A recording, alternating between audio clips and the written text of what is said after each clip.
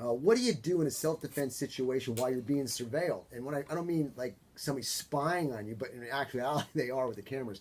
But you got cell phones, you got eyewitnesses, you got store monitors, all these different methods of getting yourself recorded that can come and bite you in the rear end in a court case if you got to do for self-defense. So with that opening there, go ahead and tell us what you think.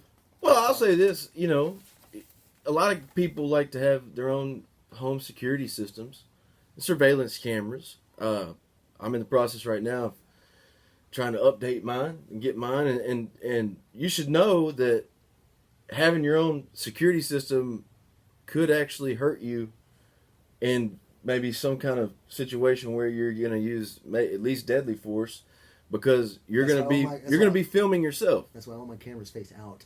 I got a red dot. I stand there and nothing's on.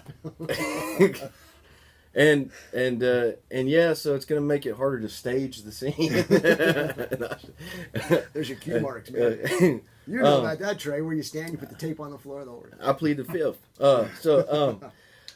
Yeah, no, and I mean, I've actually had 2 cases where my clients had home security systems, and the police used a warrant to seize the footage, and once they found out the footage was there, and in one case it hurt my client, and in another case it helped.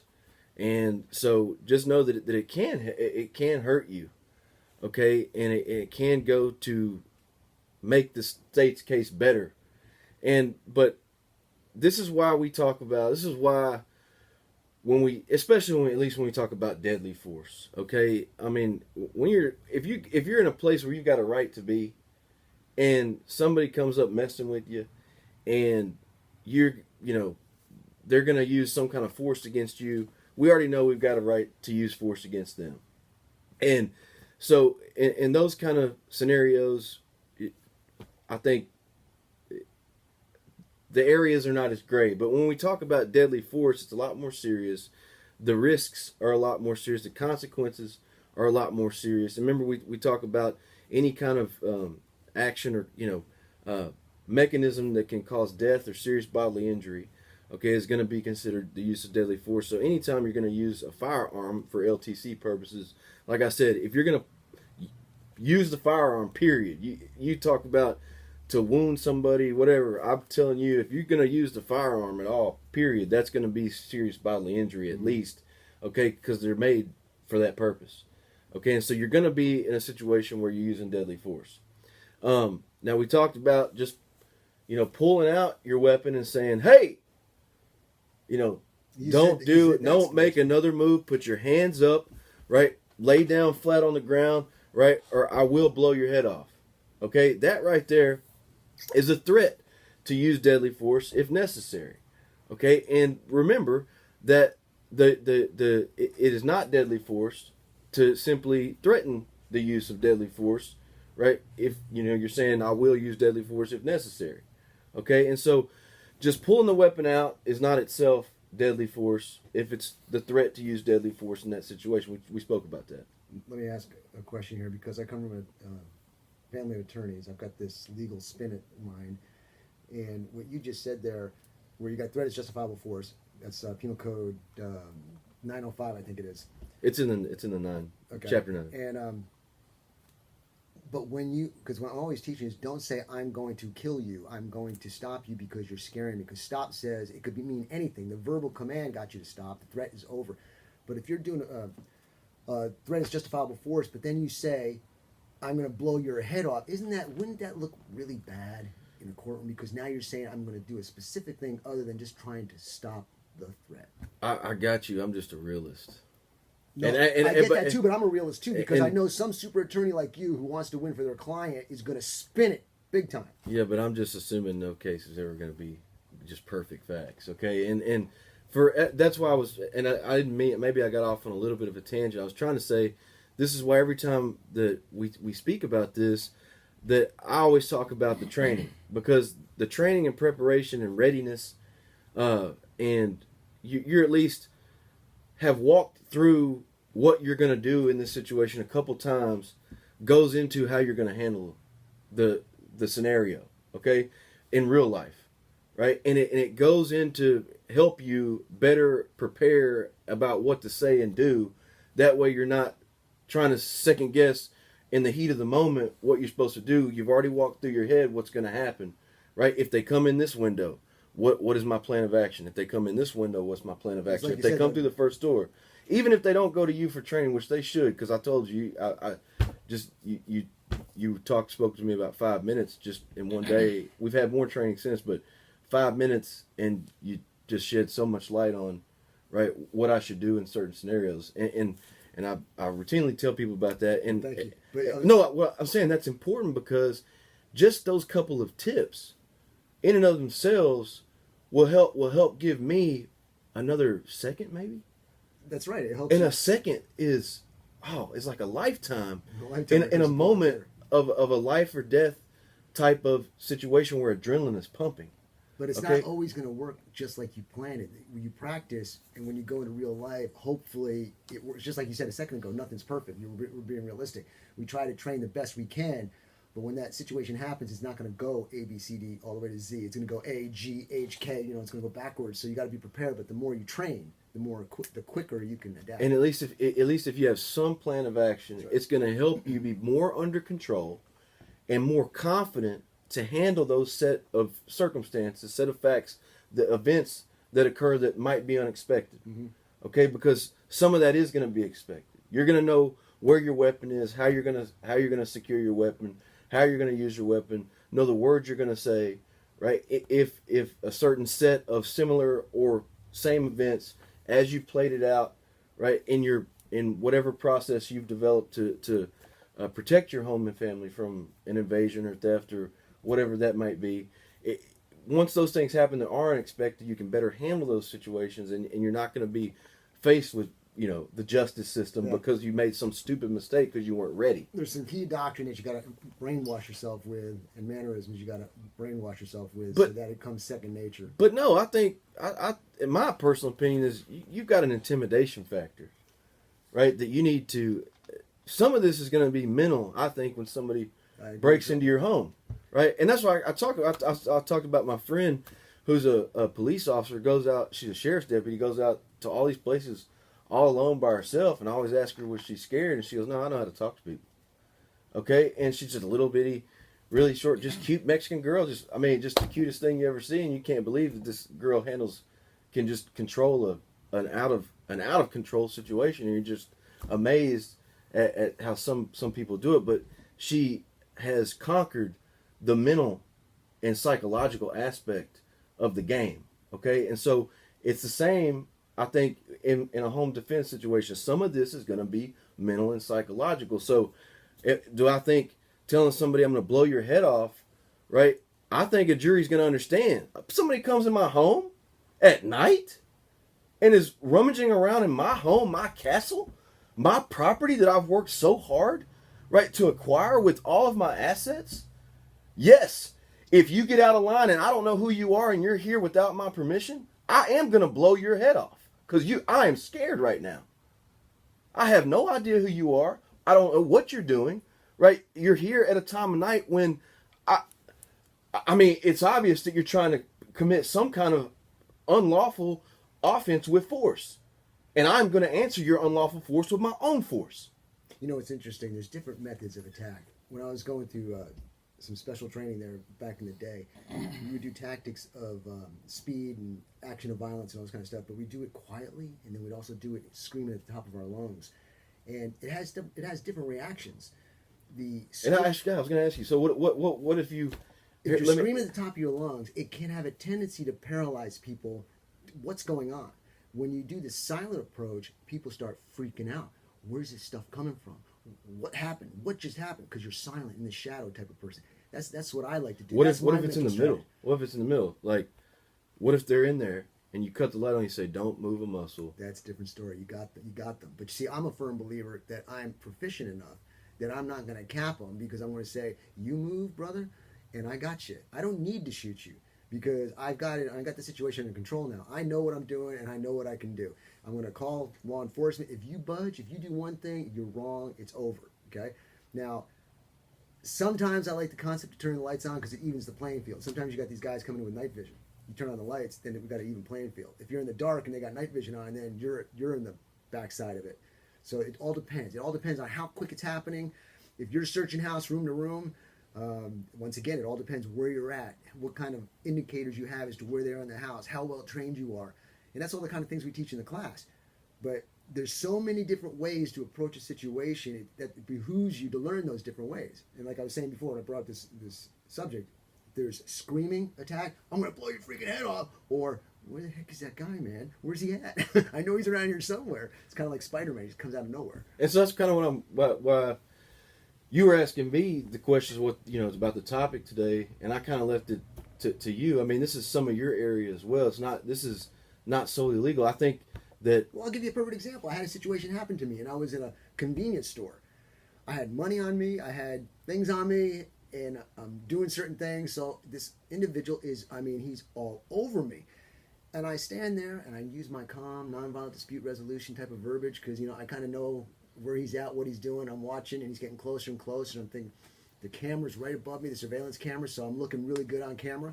I'm holding my own, the guy's on top of me. But then I somehow finally said something, and it kind of diffused. I mean, he walked away cursing me and all this kind of stuff. But I look at the situation and say, I'm just going to maintain my composure. But if you don't have some type of training, you might freak out and do something stupid. You might start pulling your gun out and dropping it and shooting them in the foot or shooting somebody else.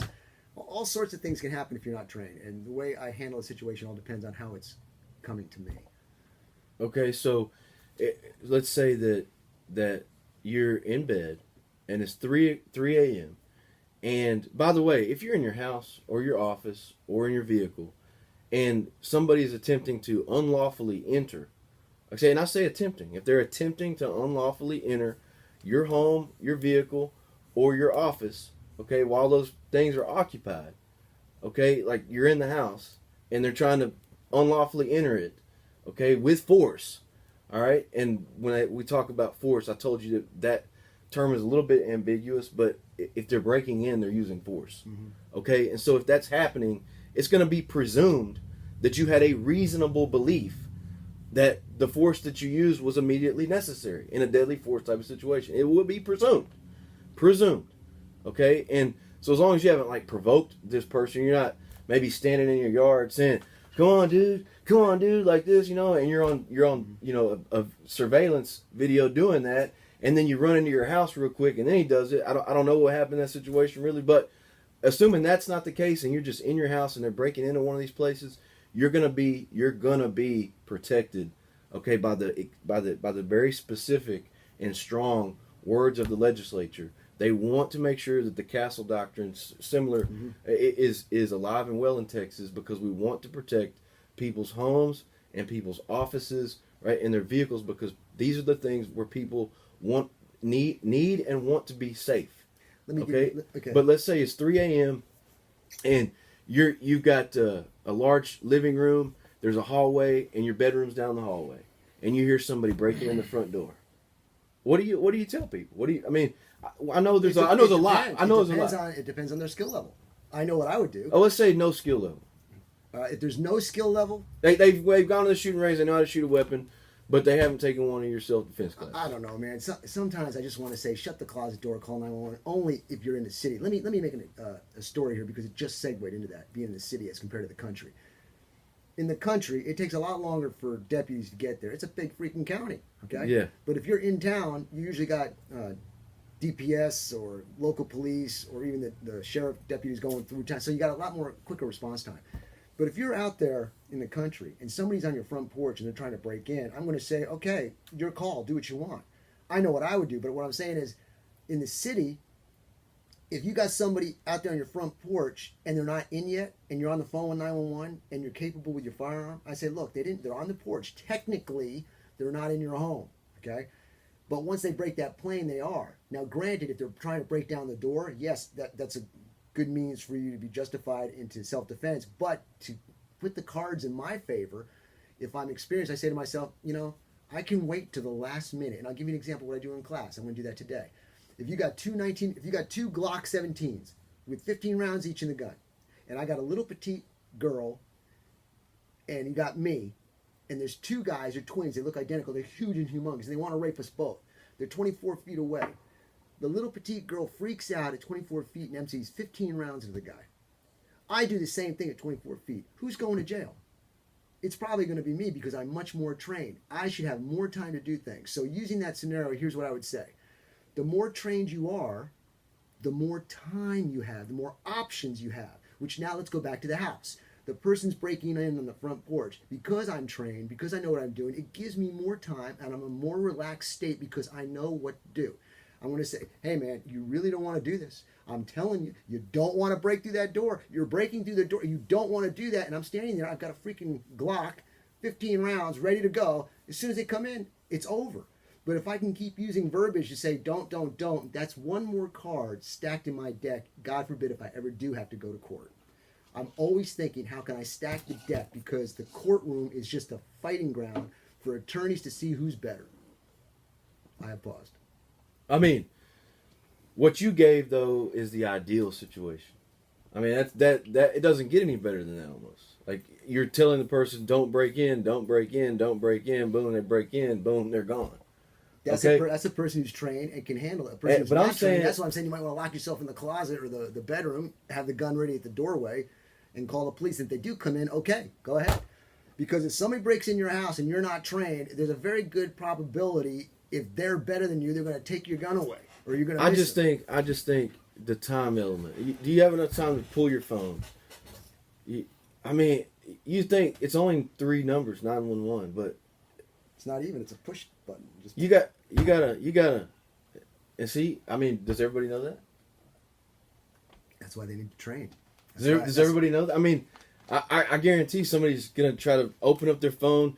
Some people don't have the fingerprint deal. So what if their phone is locked? They're gonna have to type in their code. But you asked right? me what would a person who's trained do, and what would a person who's novice do? Well, we're talking about a novice. Though. I said not been trained by you. Then I would say probably stay in your bedroom and call the police, and hopefully that's if you're in the city.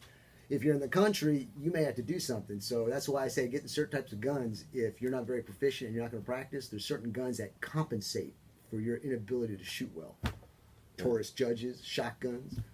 I was going to say, that's probably what I need after our little target. I had a young lady come by and pick up a Mossberg Shockwave for that specific purpose. It's small, compact, maneuverability, and it's a devastating weapon. So it covers all bases. If you're a little bit nervous, that'll handle the problem. But you got to at least do some practice, and I know her, and she can do it. But too, you also want to look at the other kind of like social, and too, there's going to be some legal risk into this. But you don't. What if it's just some kind of kid or your uncle, right, coming to find you or coming to look for his drill in the garage because he's working on a late night project? That's where the experience comes in. Okay. A person like me would make sure I'd always identify the threat, but a person who's a novice may get a little nervous and shoot in the blind. I got story after story. I heard a noise, so I shot, and there goes their kid dead in the front yard. Okay, and I mean too, I hear a lot of people say, well, if they're in your house and they run away, you can't shoot them. Well, that's not. I mean, in my opinion, that's not true. I'm not telling you to shoot anybody that's running away, but I don't know that that's true. I'm not advocating doing that. But how are you going to know a lot of times, right? If it's dark, especially if you hear running, how do you know if they're running away from you or towards you in a close confined space? In that situation, Ross, I have to be very adamant on this. Do not shoot until you identify the threat. You must, ladies and gentlemen, you must identify the threat. You cannot shoot blindly. Sorry, you can't do it. But I'm just saying, what if these things happen from a legal perspective? I mean, my well, if it's at nighttime, wouldn't they have the presumption of being nighttime? It's yes. I'm telling you from a legal standpoint, I think they absolutely would. Is there ever a situation maybe that an exception could come up to this presumption? Like you said, a good prosecutor, a biased judge, right? A county that maybe is heavy on wanting gun control. Mm-hmm. You get the right stew of circumstances, right? You may have a case where running away may be a problem, but I right now. That's why I always want to stack the deck towards me. And I see that, but I don't see how that situation can arise, right, from the words of the statute. But you got to realize too that, like I said, I don't deal with the perfect circumstance, right? If you did it perfectly, you're not coming to my office. Right. Okay, and so these aren't the cases that I get. And I'm telling you, how are you going to know the difference if somebody's running away from you or running towards you to rush you? You know, there's this line from a Star Trek episode, original series. I quote it a lot because it really says a lot. It's the mirror situation. You got the good Kirk and the bad Kirk, and Spock is asking, or Kirk asks Spock, "How could you tell us differently so quickly?" He goes, "It's much easier for a civilized man to act like a barbarian than it is for a barbarian to act like a civilized man." So, the civilized man is the person who is trained. The barbarian is the one who's not. So the barbarian is going to use stone, knife, blade, go crazy, whereas a civilized man will do what it takes to train, to be proficient, to get his skills down, and to wait to identify the threat and not be freaked out if something does happen. So you need to train. You need to be civilized in aggression. Civilized in aggression. Do I say put yourself in a box? Heck no. I'm just saying if it's time to get out of the box, your civilized decision lets you do that. Whereas if you're a barbarian at it and you're untrained, you're outside that box going rogue all the time. You can't do it. And so yeah. I mean, this is why I did it the way I think was the best way, because I think people are seeing, like, if you're trained, you're not going to be a butthead, right? And it's not going to look bad to a jury, Right? Because you're not going to need to use, right, these outlandish type of barbaric movements and conduct, because you're going to know exactly what you're doing. The law is meant to keep us civil. When you go outside the rules of the law to a major extent, I'm sure you've got a buffer zone. But once you surpass the buffer zone, you start to look barbarian. And the people on the jury aren't going to like that. But I will also say this, that if you're coming in to my house, right, you're asking for the monster. Let's put it on a general term then. What if you're in the parking lot? What if you're coming out of the Walmart parking lot? It's kind of dusky. It's not dark. It's not light. And we do the same scenario. You no longer have this presumption. You're going to have to show that there was a reasonable belief that the deadly force was immediately necessary, right, to quell or prevent this other use of unlawful deadly force. Okay? Would that be the same? Let's say the person jumps in the passenger seat and points a gun at you. Now he's in your quote unquote residency on wheels. And you would get the presumption at that point, okay? Yeah. But if you're not to your car yet, it's not occupied. He confronts you, accosts you in the Walmart parking lot, and he pulls out a weapon. At this point, I believe you've got a right to use the deadly force. It was a reasonable belief that the deadly force was immediately necessary to prevent that actor's use of deadly force, because he has already threatened you that he will use deadly force if you not do what he says. Okay, and you have a right to be where you are. You haven't provoked this gentleman or this woman, really. When you say this verbally, I'm saying not you. When anybody says this verbally, it can sound very complex. It's not. I mean, if we were to show what we just spoke about in words in physical action, you would see, oh, that's a no-brainer. So I don't want people, when they hear all this or read the black and white law in the books and the penal codes, you go, I don't get it. Sure, you get it. That's why in my class, ladies and gentlemen, which I have at 2 o'clock today, by the way, and it's still got seats open, I'm very dramatic in my scenarios. When I do a scenario to explain a penal code, trust me, you're not going to forget it, and it's going to stick with you. And I mean, the more sticky situation, because look, we just said that, but obviously you're probably not going to pull out your weapon, right? Because he already got his on you. So if you move, he's gonna.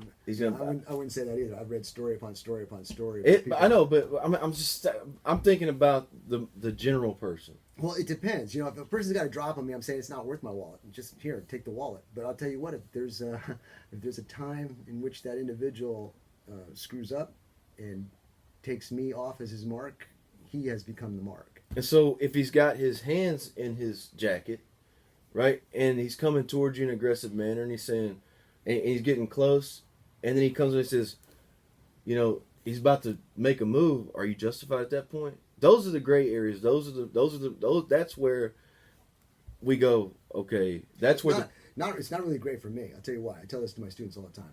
When I get in a situation like that and I think my life's on the line, I take that law book that I'm reading out of and I throw it across the room. I said, that law book doesn't mean squat to me anymore, because I'm on now automatic. If I think I'm about to go into the bow of the boat, I'm going to do what it takes to stay alive. Then I'll deal with the law. But at that particular moment, if something like that just happens to me, and I'm like, whoa, because of all my training, I say, I am in fear for my life, I'm going to do what it takes to survive. If I am not going under the bow of the boat, I'm within the realm of that penal code to the best of my ability. Better be judged by 12 than carried by 6. That's Yeah. right. And, those are from a legal standpoint. Yeah, those totally those are the cause of the problems. And think about it. You thought they had a gun, well, and you used deadly force, and they fall to the ground. Their hands come out of their pockets. They have nothing. Yeah. How do you explain this? How do you explain this? Or you just shot a black kid in a hoodie. Oh God, get the. See, I'm not saying, I'm not speaking on Trayvon Martin case whether it was justified or non-justified. Again, I'm just telling you, you've got now a situation where you're going to have to explain, Mm-hmm.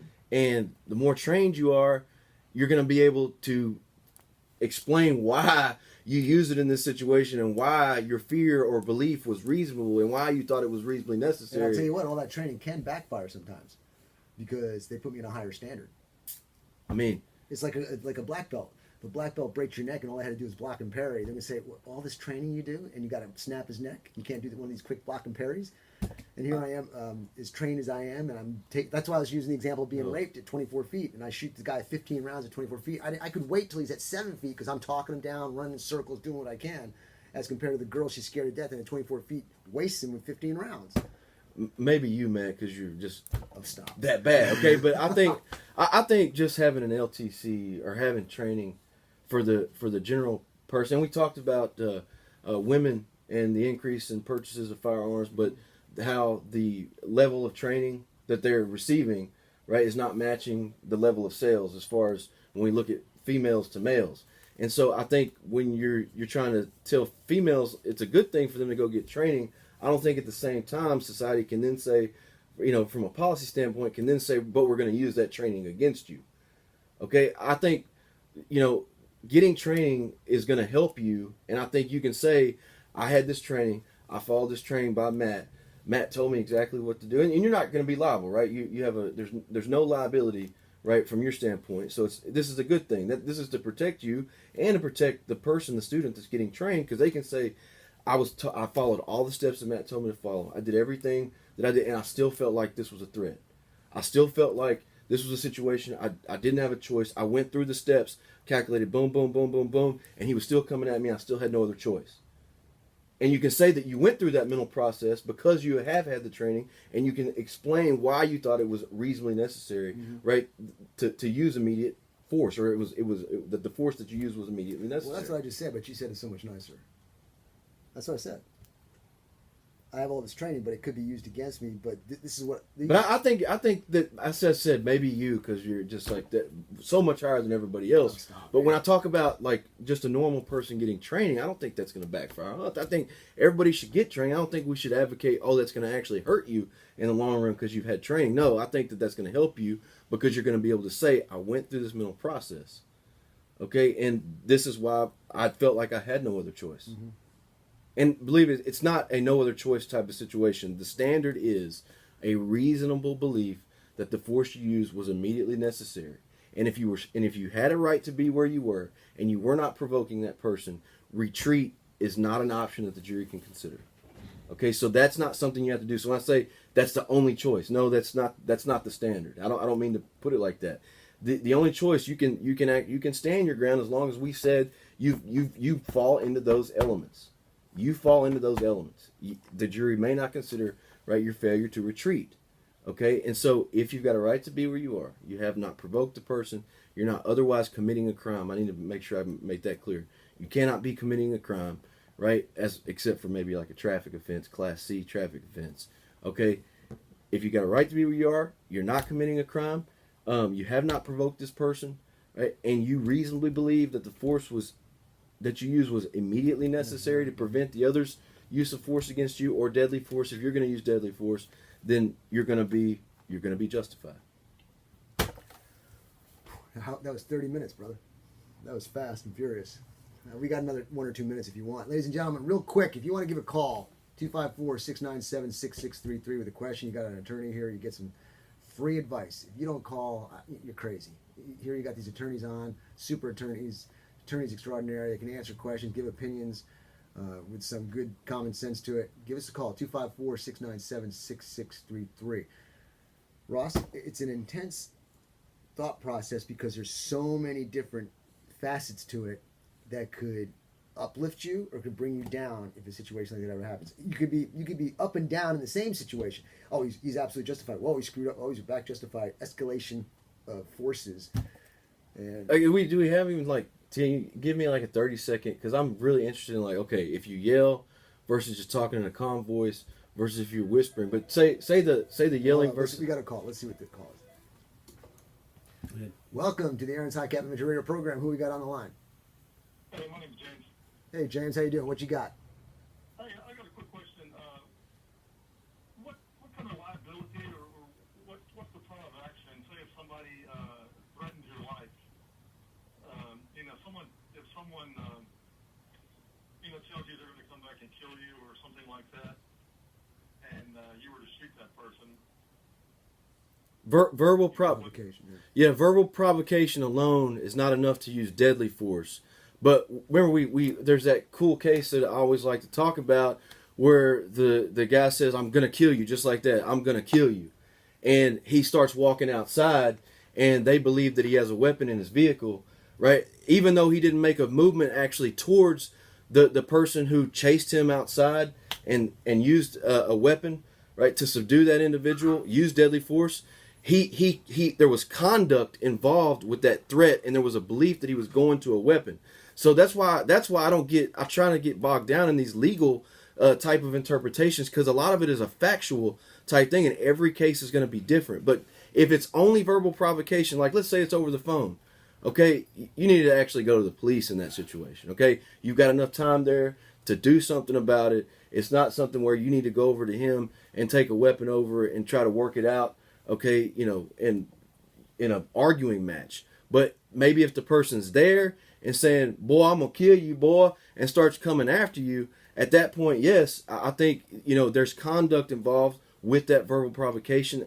I'm not going to say in every single instance, but I think that in many instances, as long as you can show you had a reasonable belief that he was going to use unlawful deadly force against you, and that your deadly force was immediately necessary, and you had a right to be where you were not committing a crime, okay, and you did not provoke him, at that point you would have a right to use that deadly force. James, you got a license to carry? No, I don't. I got a class at 2 o'clock. Why don't you come check it out? $60 for the class, and we go over all these penal codes and can talk about it. So if you're interested, come on, check it out. I promise you learn something. I think I got a couple questions wrong. I'll probably take you up on that one these days.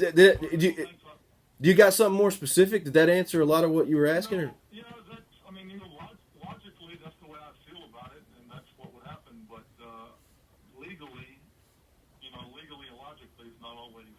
I agree with that. I agree with that. Justice is not always fairness. That's why I like to stack the deck in my favor, James. That's why I keep saying the more you know, the more you can make a better decision. I'm not saying you can't go outside the box. I'm just saying make sure it's a big box. James, thank you, though. You did raise an important point that probably I should have mentioned. Obviously there's tons of things that I could cover, but yeah, verbal provocation alone by itself is not enough. But if there's some kind of action that gives you that reasonable belief, then that's great, man. We appreciate that call. James, thanks for the call. We got to get going, but we appreciate it. Make sure everybody, this is a great opportunity for you to give calls and get some advice or opinions or directions to which way to go with these great attorneys. But I'll tell you what, Ross, we are just about out of time. Why don't you tell everybody how they can get a hold of you? And this segment is sponsored by Coppolino Dodd and Craig's Law Firm, and we got the attorney extraordinary Benton Ross coming out most of the time, but Rick's always here to fill in your gaps. So tell us how they can get a hold of you. 105 East Main Street here in Cameron. Big milk cow on the side. Houston College Station. You can set up an appointment by giving me a call at 254-605-4140. That's 254-605-4140. You can email me. Again, we got questions all the time. If you do ask a question, please give your phone number. We love talking about it, but please give your phone number because I always have time to do it in email. So you can email me at Benton, BENTON, at Watson, WATSON, .legal. That's Benton at Watson.legal. Thank you, man. I appreciate it. I still think you need to put a hay roll in your yard there to make it look like that cow. All right, Ross. Thanks a lot. Thank you, man. All right.